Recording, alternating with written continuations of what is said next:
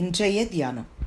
பலத்தினாலும் அல்ல, பராக்கிரமத்தினாலும் அல்ல, என்னுடைய ஆவியினாலே ஆகும் என்று சேனைகளின் கர்த்தர் சொல்லுகிறார். சகரியா 4:6.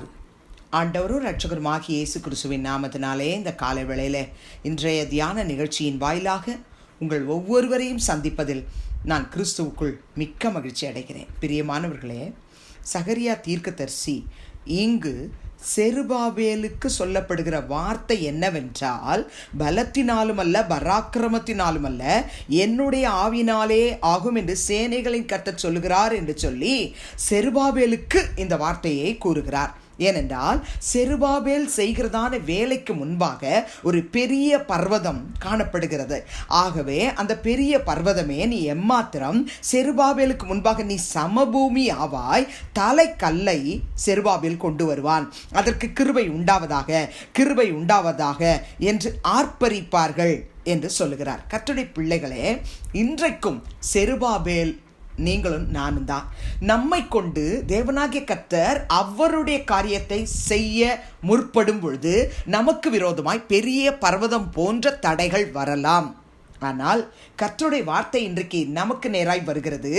என் அன்பு சகோதர சகோதரிகளே, பலத்தினாலும் அல்ல, பராக்கிரமத்தினாலும் அல்ல, என் தேவனுடைய ஆவியினாலே எல்லாம் ஆகும். ஆகாய் தீர்க்கதரிசி இன்னும் தெளிவாக எழுதுகிறார்.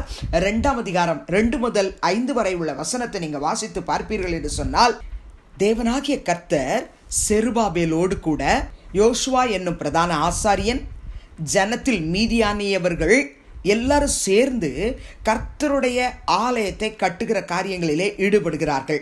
அப்பொழுது கர்த்தர் செருபாபேலுக்கு சொல்லுகிற ஒரு வார்த்தையை ஆகாய் தீர்க்கதரிசி சொல்லும்போது சொல்லுகிறார். 4ஆம் வசனத்திலே, ஆனாலும் செருபாபேலே நீ திடன் கொள் என்று கர்த்தர் சொல்லுகிறார் என்று சொல்லுகிறார். தன்னுடைய சுய மாம்ச வார்த்தைகளை அவர் பயன்படுத்தவில்லை, மாறாக கர்த்தர் என்ன சொல்லுகிறாரோ அந்த வார்த்தையை செருபாபேலுக்கு சொல்லுகிறார். நீ திடன் கொள், யோத்சதாக்கின் குமாரனாகி யோசுவா என்ற பிரதான ஆசாரியனே நீ திடன் கொள், தேசத்தின் எல்லா ஜனங்களே நீங்கள் திடன் கொள்ளுங்கள். கர்த்தருடைய பிள்ளைகளே, செருபாபேலுக்கு சொல்லுகிறார் திடன் கொள், யோசுவா என்னும் பிரதான ஆசாரியனிடத்தில் சொல்லுகிறார் திடன் கொள், சகல ஜனங்களை பார்த்து சொல்கிறார் நீங்கள் திடன் கொள்ளுங்கள். எதற்காக திடன் கொள்ளணும்? வேலையை நடத்துங்கள் என்று கர்த்தர் சொல்கிறார். நான் உங்களுடனே இருக்கிறேன் என்று சேனைகளின் கர்த்தர் சொல்கிறார். கர்த்தருடைய பிள்ளைகளே, இவர்கள் செய்கிற வேலை கர்த்தருடைய வேலை. நான் கர்த்தருடைய வேலை செய்யலையே, நான் உலக வேலை தானே செய்கிறேன், என்னோடு கூட கர்த்தர் இருப்பாரா, எனக்கு அவருடைய ஆவியானுடைய பலத்தை தருவாரா என்று சொல்லி உங்கள் உள்ளத்தில் ஒரு கேள்வி எழும்பிக்கொண்டே இப்பொழுது இருக்கலாம். கர்த்தர் சொல்லுகிறார், எந்த வேலையாக இருந்தாலும் சரி, நீங்கள் அந்த வேலை செய்யும் பொழுது திடன் கொள்ளுங்க, நான் உங்களுடனே கூட இருக்கிறேன். நான் எப்படி உங்களோடு கூட இருக்கிறேன்னா, என் ஆவியானவர் உங்களோடு நிலை கொண்டு இருப்பார். உங்களுடைய பலத்தினால் அல்ல, உங்களுடைய பராக்கிரமத்தினால் அல்ல, என்னுடைய ஆவியினாலே நீங்கள் செய்கிறதான கர்த்தருடைய காரியமாயிருந்தாலும், உலக காரியமாயிருந்தாலும், படிப்பின் காரியமாயிருந்தாலும், வேலை காரியமாயிருந்தாலும், தொழிலின் காரியமாயிருந்தாலும், எந்த காரியமாக இருந்தாலும் அதை எடுத்து செயல்படுத்துகிறதற்கு நான் என்னுடைய ஆவியானவரை உங்களோடு கூட தங்கி இருக்க செய்வேன் என்று சொல்கிறார். கர்த்தருடைய பரிசுத்த ஆவியானவர் உங்களுக்குள், உங்களோடு, உங்களுக்காக இருப்பார் என்று சொன்னால் நீங்கள் எதை குறித்தும் மேன்மை பாராட்ட வேண்டாம். என்னோடு கூட கர்த்தருடைய ஆவியானவர் இருக்கிறார் என்று சொல்ல முடியும். பிரியமானவர்களே, சங்கீதம் 20 6 முதல் 8 வரை உள்ள வசனத்திலே தாவீது சொல்லுகிறார், கர்த்தர் தாம் அபிஷேகம் பண்ணினவரை ரட்சிக்கிறார் என்பதை இப்பொழுது அறிந்திருக்கிறேன். தமது வலது கரம் செய்யும் ரட்சிப்பின் வல்லமைகளை காண்பித்து தமது பரிசுத்த வானத்திலிருந்து அவருடைய ஜெபத்தை கேட்பார். சிலர் ரதங்களை குறித்தும் சிலர் குதிரைகளை குறித்தும் மேன்மை பாராட்டுகிறார்கள். நாங்களோ எங்கள் தேவனாகிய கர்த்தருடைய நாமத்தை குறித்தே மேன்மை பாராட்டுவோம். அவர்கள் முறிந்து விழுந்தார்கள், நாங்களோ எழுந்து நிமிர்ந்து நிற்கிறோம் என்று சொல்கிறார். 2 நாளாகமம் 32ஆம் அதிகாரம் 7, 8 ஆகிய வசனத்தில் மிக தெளிவாய் இஸ்ரவேல் ஜனங்களை பார்த்து எசேக்கியா சொல்லுகிறார், நீங்கள் திடன் கொண்டு தைரியமாயிருங்கள், அசீரியா ராஜாவுக்கும் அவனோடு இருக்கிற ஏராளமான கூட்டத்திற்கும் பயப்படாமலும் கலங்காமலும் இருங்கள்.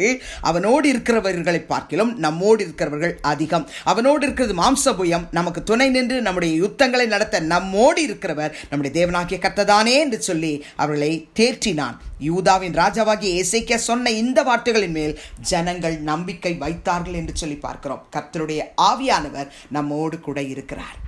கர்த்தருடைய வசனம் நம்மோடு கூட இருக்கிறது. நாம் திடன் கொண்டு தைரியமாய் கர்த்தருடைய வேலையை செய்யும் பொழுது சனகரி போன்றவர்கள் எழும்பி வரலாம். கலங்க வேண்டாம் பிரியமானவர்களே. அவர்களோடு இருக்கிறவர்களை பார்க்கலாம் நம்மோடு கூட இருக்கிறவர்கள் அதிகம். ஜெபிக்கலாமா? அன்பின் பிதாவே, இயேசு கிறிஸ்துவின் நாமத்தில் உம்முடைய சமூகத்துக்கு நாங்கள் வருகிறோம். பலத்தினாலும் அல்ல, பராக்கிரமத்தினாலும் அல்ல, என்னுடைய ஆவியினாலே ஆகும் என்று சொல்லி தீர்க்கதரிசியின் மூலமாய் சொன்னதை நாங்கள் வாசித்தோம். எங்கள் கர்த்தருடைய ஆவியானவர் எங்களோடு கூட இந்த நாளிலே இருப்பீராக.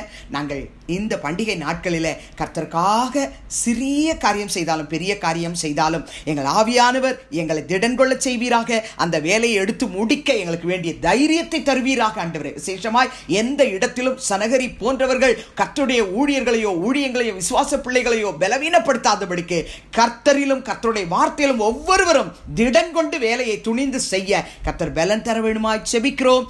விண்ணப்பத்தை கேட்டு அப்படியே கொடுத்து விட்டதுக்காய் ஸ்தோத்திரம். இயேசுவின் நாமத்தில் வேண்டுகிறோம் பிதாவே, ஆமென். கிறிஸ்துவுக்குள் பிரியமானவர்களே, இந்த நாளிலே கர்த்தர் தாமே உங்களோடு கூட இருப்பாராக, உங்களை ஆசீர்வதிப்பாராக, உங்களை நடத்துவாராக. ஆமென்.